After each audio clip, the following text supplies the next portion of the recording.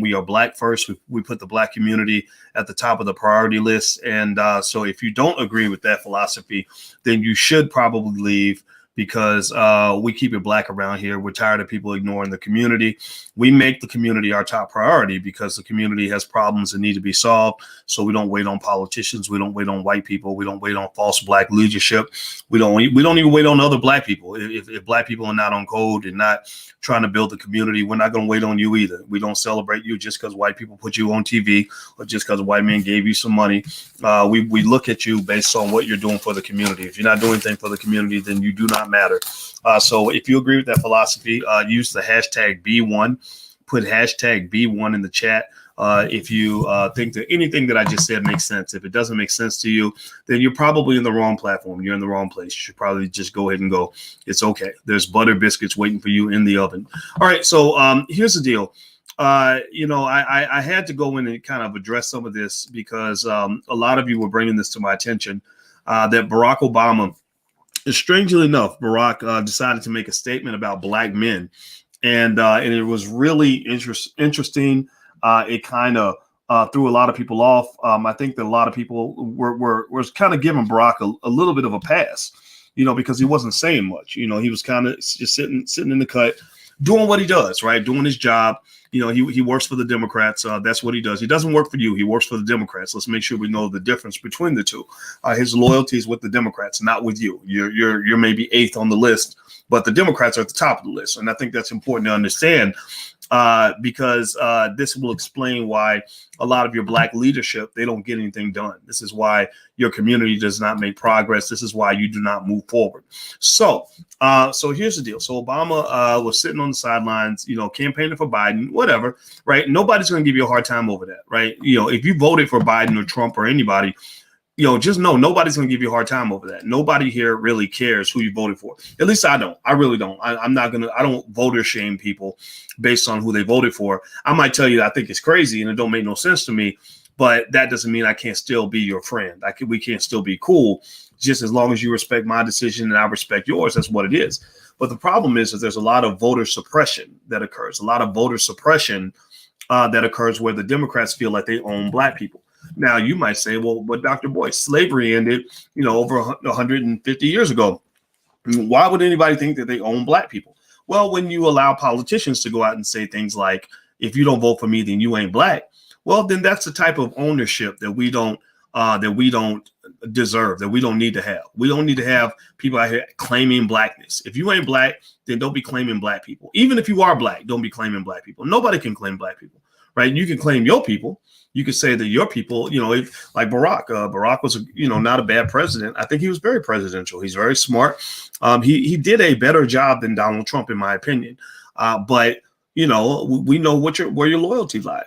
We know that your interests were not aligned with the interests of black people. And I think that's very important to observe and understand as we kind of break this down a little bit. So anyway, what I'm gonna do is send out a quick text to let everybody know that we're live.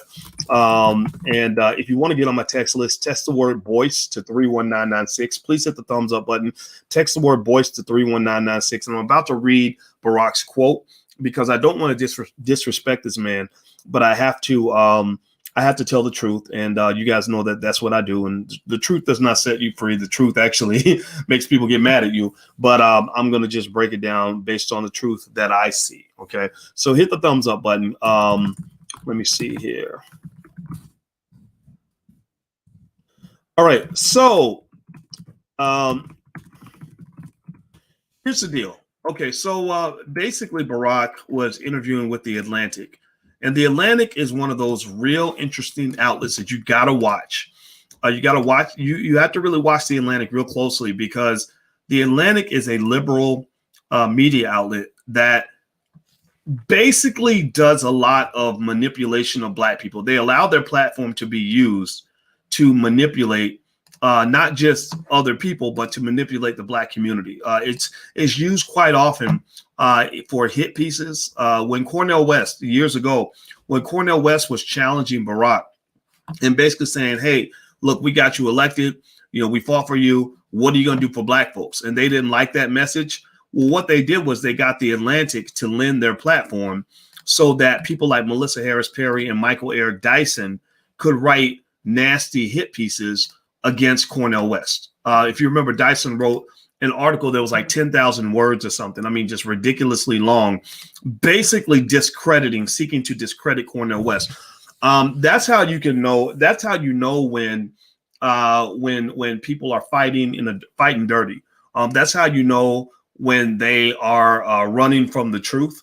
That's how you know when they're basically saying, okay, we got to get these Negroes under control by any means necessary, not to take Malcolm's words out of context, but they literally are getting gangster with you when they start using misinformation, propaganda, various forms of mind control. So with Cornel West, what was very interesting was Cornel, a very smart man. I think he was teaching at either Harvard or Princeton at the time. I can't remember which one.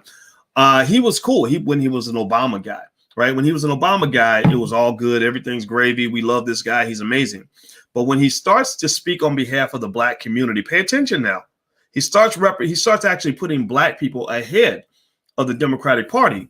Well, then at that point, it's like, OK, this Negro must be punished. You know, he's like you ever see those movies where the military builds a super soldier and they want the super soldier to go out and fight on their behalf. And then the super soldier realizes they're getting played and they actually start turning on the military. And then they suddenly send all the other soldiers to go kill them. Right. That it was kind of like that. When Cornel was speaking the Democratic Party talking points, he was loved by the Democrats. He was their boy. He was invited to all the dinners. He was he was going to be part of the inner circle. He wasn't a part of the inner circle. He actually got together. Cornel himself told me the story when we were riding through New York for an event that we did together in Brooklyn. And we were riding through Brooklyn. We were in the car together, and we were together that day for 6 hours. And it was a really interesting conversation. First of all, he's a very good man. Now he's on that leftist side. He's more Marxist. I think he's Marxist socialist. I'm not Marxist. I'm not into that. But I love Cornel West. I love that man because he's a good man with good integrity. And so we spent 6 hours talking that day. And one of the things I remember him talking about was a meeting that he had with Barack Obama, Jesse Jackson Jr., David Axelrod, who was a big guy in Obama's campaign, and Barack and maybe a couple other people. And they got together in a hotel room. And their goal was to figure out, how do we get black people to support Barack Obama? What messaging should we use that will get black folks to take a look at this guy? Because he had the whole package. He's good looking. He's articulate. He's a very, just super smart. And it worked, right? Cornel played ball, helped them get black support, and it worked. So what Cornel did was he did a little bit of an ice cube. And I'm going to read the quote, Obama's quote in a minute, but I want to give you the background. So he did a little bit of an ice cube. Cornel came back and said, okay, I did something for you. Now, what are you going to do for us? He didn't say, what are you going to do for me? He didn't say, put some money in my pocket or whatever. That's an easy equation. That's easy, right? It's easy to pay off a Negro, right? All they got to do is just, buy him a bucket of chicken and, buy him some, get him a bag of chitlins with some butter biscuits on the side. And a lot of these Negroes are happy. He didn't say that. He said, what are you going to do for us? Us, we deserve reparations. We are struggling. We have people that are poor. What are you going to do for us? And that's when Cornel became a problem. And also when I say when he says what's an ice cube, an ice cube means that he did what Ice Cube did during this campaign. Ice Cube did not approach the politicians as a Democrat or as a Republican. He approached them as a black man. And that is rare for them. They're not used to that. They're not used to black men stepping up and saying, we demand to be heard. We are an entity of our own. We are men, damn it. We're not little boys. We're not little drones. We're not just going to do what you tell us to do. We're not going to sit back and just ride in the car while you drive us any old where. We grew up with fathers who told us, hey boy, don't just be getting in the car with anybody. Don't just be following the crowd. Anybody else have a daddy like that? How many of y'all had daddies? I know that's rare now since the Joe Biden crime bill. A lot of black folks ain't got daddies no more. I had a daddy, and my daddy used to tell me that you don't go following any old dumb bullshit if you don't understand what's going on. My daddy used to say, don't you dare just go and do something because somebody told you to do it. You be a leader, damn it, not a follower. How many of y'all had daddies? Anybody in here have daddies or a father figure or a strong black male that guided you? Because that's a big part of our problem now. That's a big, you talk about the implications of the Joe Biden crime bill and why a lot of black men won't support Biden. It's because of that, because they did not want you to have that. They don't want you leading yourself. They want you sitting back looking for them to lead you because they feel they know what's best for you. That is called paternalism. Paternalism is when they say, we like black people because they're very useful. They can help us get elected. We want to fight for their voting rights because if we make sure they can vote, then they're going to do what we say when they get to the polls. If we put money in your pocket, it's because we want you to spend it on us, right? So we're not really empowering you. We're going to empower you so you can empower us. Right? We want to make you stronger. So as long as you serve us, like you're the super soldiers, like those movies with the super soldiers, you build the super soldier. So the super soldier becomes a super slave. So we got a whole lot of black super slaves in our community. We have a lot of super slaves who do exactly what they're told and they don't ask any questions. And that's just what it is. Well, I'm not judging those people right now. I'm not going to talk about those people because I don't want to be mean, but I am going to say that there are some of us who are not in that category. There are some of us who have critical thinking skill. There are some of us who actually don't just want to ride in the front seat of the car. We want to drive the car and we want to build the car. We want to own the car and we want to decide which direction the car is going to go.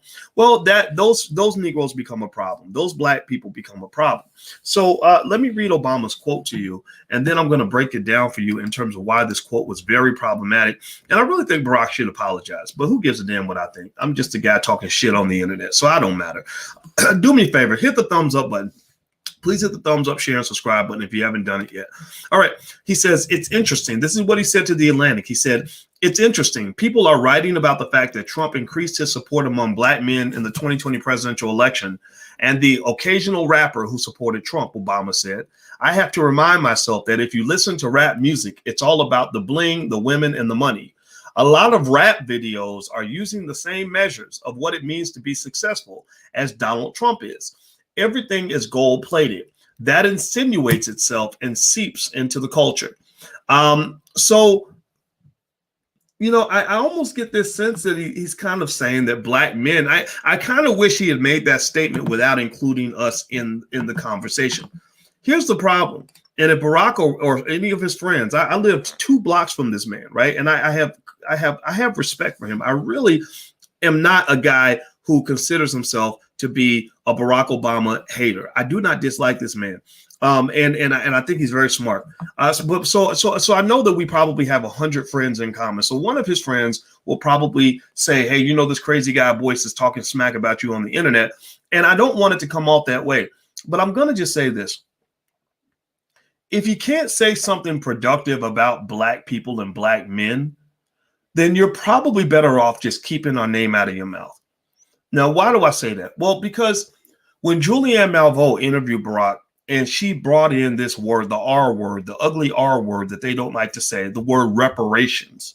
When she mentioned the word reparations, he instantly ended the interview. The minute she said reparations, what do you think about reparations? He didn't say, I agree, I disagree, we'll get to it. Let me think about it. He said, who the hell, what's going on? This interview is over. So I just kind of need you to consider this. And I hope I can say this and be loved, because I know some of you are in love with Barack Obama. Some of y'all want to have his baby. Some of y'all men want to have his baby too, but you can't have a baby. I'm sorry. You were born a man. You can't have a man's baby, but I'm sure y'all would love to try. Even though he might be your little black baby Jesus, you have to really be concerned about black politicians who expect the most out of you, but you can't get even an ounce out of them. You know, they expect you to bend over backwards, soles to the polls, booty to the polls, take off work to go vote, do whatever you can, bend over backwards, beat up your friends, do whatever to get them to show up for the Democrats in every election to save America. They always talk about how you saved America. So they need you to save them. They don't want you to just help them. They're like, we need y'all to save us. And yet when you ask them to save you, they don't even pick up the damn phone.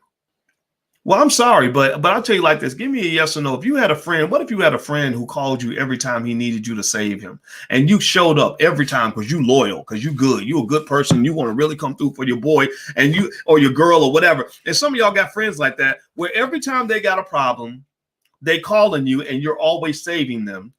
And then when you have a significant problem, oh, well, I'm sorry, I gotta go. I ain't got no money. Or I'm sorry I didn't get your call. I was busy that month. I didn't. I've been, I've been running around the kids, and so every time you call them to save you or even to help you, They can't help you. You're moving. They know you're moving over the whole weekend. So the whole weekend they just happen to not pick up the phone. Oh, I didn't see the missed call. Well, I called you 8 times. Well, I just yeah, but that's because you have a stupid friendship. That's because you're getting played like a sucker. Right. So the thing about it that's interesting about Obama's statement, this idea that he unfortunately engaged in this stereotypical language about black men reducing our conscientious political choices to booty and bling, right? Basically saying that black men who voted for Trump, I did not vote for Trump, but I know black men who voted for Trump. And the idea that you would insinuate that the reason they didn't do what they were told is because they were hypnotized by booty and bling of the rappers. That's about as racist of a statement you could ever make. I mean, if Donald Trump were to make a statement like that about black people, I think people will be outraged about it, right? But Obama says, and now pay attention, now mind you though, 80% of all black men, despite the betrayal from the Democratic Party, showed up to save America. 80% of black men voted for Biden. And if you are in that 80%, I am not in any way condemning you or attacking you. I really am not. I really am not. I don't judge you. I don't care. I really don't care. I don't think it's going to make a difference, but I really don't care, right? But there's a lot of black men who just walked away. I was one of them. I walked away. I listed 20 reasons, actually 22. I wrote an article. Go look it up. I said 22 reasons why I can no longer be a member of the Democratic Party. I'm tired of putting LGBT shit ahead of reparations, 400 years of free labor we done gave y'all's ass when you owing us 10, 15 trillion dollars and you act like the debt don't even exist. But yet you still showing up asking. I mean, the audacity. And some of y'all, I'm serious. This is like, let's make it real. Some of y'all got friends like that. Have you ever had somebody that literally will call you and ask you to borrow money and they owe you money that they never pay back? Like they got 3 loans outstanding and they still calling asking to borrow money. And I mean, it's like, what is wrong with you, Negro? I loaned you. You owe me 5 loans going back to 1998. You're not addressing any of that. All we're talking about is the fact that you need money from me right now. Don't make me strangle you right now. Like you seriously, I've had friends like that, and it's infuriating. So you've got this debt, this $15 trillion debt for black people that you won't even acknowledge. You have not even said the word reparations, not once. I did not hear that word come out of the mouth of Kamala Harris. I did not hear that word come out of the mouth of Joe Biden. I did not hear that word come out of the mouth of Barack Obama when you had 8 years to say it. And then you want to say, well, the reason we're not doing what we're told is because we just like the booty and the bling and we just stupid. Man, with friends like that, you don't need enemies. You don't need enemies. You sleeping with the enemy every damn day. The enemy is right there in your face. Let me keep going. By the way, we build things here. We do things we create things. We're not waiting on white people or politicians. We have something called the blackbosschannel.com. The blackbosschannel.com. We created that platform specifically because we want black men to have a voice.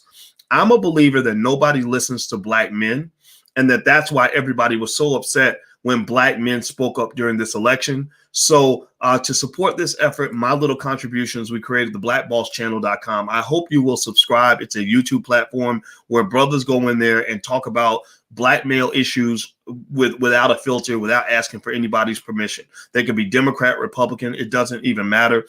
But the blackbosschannel.com, the URL is right there on the screen. So please subscribe because those brothers need your support.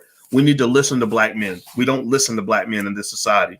Everybody wants to complain about us, but don't nobody want to listen to us. And I think it's because since this country was founded, the black man has always been seen as an animal. And it is appalling. It is ridiculous. It is sad. So I'm just going to say this. Look, I am not on any level trying to make this a commentary that's disparaging toward Barack Obama. I have a lot in common with the man. You know, we're both, scholarly types. You know, he taught constitutional law. I'm a finance professor. We should be friends. We shouldn't even be adversaries. And I'm not going to let no Democrat, Republican nonsense get between us. If I ever met the man, I'd shake his hand. I'd be very respectful to him. But you got to stop it. You just got to quit. Stop that. If you want to know why black men didn't vote for Biden, then you should probably ask them. Because it sounds to say what he said, that black men left the party because they were caught up in the booty and the bling that the rappers rap about. That's like a man who beats his wife, mistreats her, has a 2-inch penis, and then he can't even get erect, and doesn't and never gives her flowers, and then says, well, the only reason she's sleeping with that other man is because she's stupid, and because she like to go following her behind some guy just because she a gold digger. No, she ain't sleeping with you because you ain't offering nothing. You ain't bringing nothing to the table. You're not doing anything that's going to make her happy. So of course she's going to go sleep with somebody else. So the thing that's missing from Obama's statement is that there's a lack of accountability. There's a lack of accountability there. There's no accountability to say, maybe we could have done things better. Maybe benign neglect isn't the best policy for our party where we can expect black people's votes. Maybe really, if he wants to go to his heart of hearts and really dig for the truth, Barack Obama will find out that a big part of the reason that a lot of black men didn't vote for Joe Biden is because of him. It's him. You, sir, Mr. Obama, have to look in the mirror and realize that you are the number one culprit with regard to why black people did not vote for Joe Biden. Because a lot of these men who didn't vote for Biden, who maybe either didn't vote, voted for a third party, or voted for Trump, many of these men voted for you. They were Democrats in 2008. In 2012, they voted for you. Give me a yes or no. How many of you in here know a black person who voted for Obama in 08 and or 012 and did not vote for the Democrats again after that? How many of y'all showed up like, okay, hope and change. Okay, all right. Ooh, we gonna do it. Yeah. And cried when he got inaugurated and all that, right? Like, we done did it. We done overcame, y'all. How many of y'all were super excited when Obama got elected? I'm gonna raise both hands because I was excited as hell. I endorsed this man even before a lot of black folks endorsed him. I endorsed him back when nobody thought he was gonna win, because I don't care what people think. I'm gonna just tell you what the truth is, right? So at that time, I said, this guy looks like he could be a great candidate. This is who I would like to see as president, right? So a lot of black people supported Obama in 08 and 012 and became so disillusioned that by the time Hillary ran, they were out. They were like, you know what? Fuck this, man. This is stupid. By the time Trump came around, or the second time around, but this Biden-Trump situation, they were already gone, or they left. They either left in 2016 or they left in 2020. So if you want to know why a lot of black men left the Democratic Party, it's because of the Democratic Party. It's because you have no respect for black men. But he's a smart man. He knows this already. I'm going to just tell you like this. I'm going to call BS on everything he said. I don't think he even meant what he said. I think he's smart enough to know what he ain't doing. And I know Michelle is smart enough to know what he ain't doing. I have spidey senses. I have really strong instincts, and I look at Michelle and I look at Barack and I look at their track record. I read the bio of every person that I talk about. I read to see, how did they grow up? Where did they live? What did they experience? I did that with Donald Trump. I did that with Michelle Obama. I did it with Barack. I did it with all of them. And I'm gonna tell y'all like this. This is my 2 cents. I think Michelle knows that she's been riding on a big pile of bullshit for the last 10 years. I think Michelle knows this. I think Michelle might even be watching this video saying, God, I wish I could say something, but I can't because I got $100 million on the line and these white people might come kill me if I step out of code. If I step out of line, they're going to come beat me like a field slave. So therefore I shall remain silent. I really believe that, because even they're smart enough to not believe half of that BS is coming out of their mouth. I don't believe that. There's no way on this earth that you could convince me that Barack Obama truly believes what he said.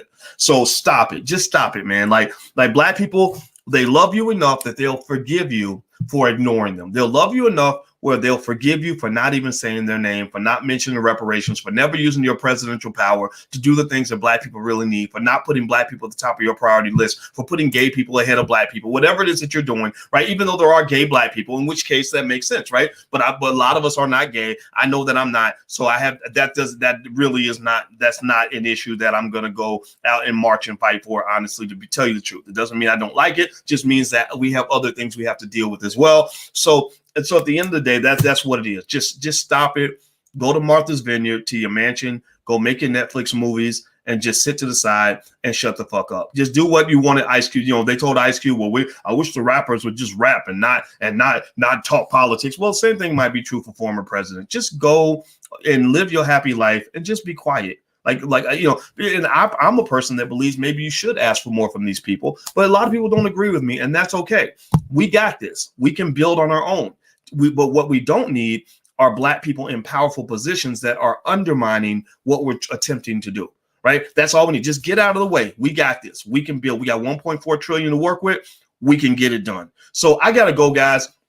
The blackbosschannel.com is right there. If you want to support the voices of Black men, please subscribe to that. I would really appreciate that. And also, if you're interested, we did put together a Black agenda, including Ice Cube's contract with Black America and a lot of other resources we put together from the Black Business School.